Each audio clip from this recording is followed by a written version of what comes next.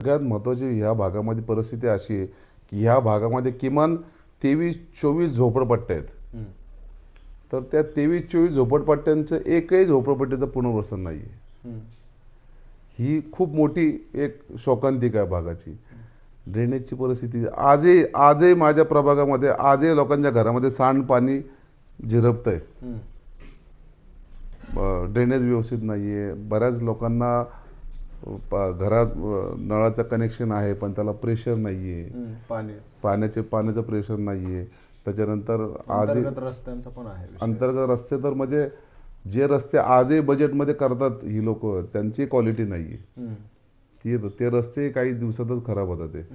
त्यामुळे त्यांचे दुर्लक्ष आहे. फक्त बजेट देऊन होत नाही माणसाला. स्टँडिंग कमिटी पासून असे बरेच लोक ह्या भागामध्ये पदं घेऊन काम केलेलं समस्या आहे. तुम्ही सांगताय पण ह्या काय आहेत समस्या, म्हणजे हे का झालं नाही? का म्हणजे बऱ्याच वेळा माणसांमध्ये असं असतं की एखादी कोणतीही गोष्ट करायची असते. काही माणसं जेमतेम वस्तूंमध्ये एक चांगली गोष्ट उभी करू शकतात. काही लोक सगळं असून सुद्धा उभी करू शकत नाही. म्हणजे इच्छाशक्तीचा अभाव आहे. त्याच्यात इच्छाशक्तीचा अभाव आहे.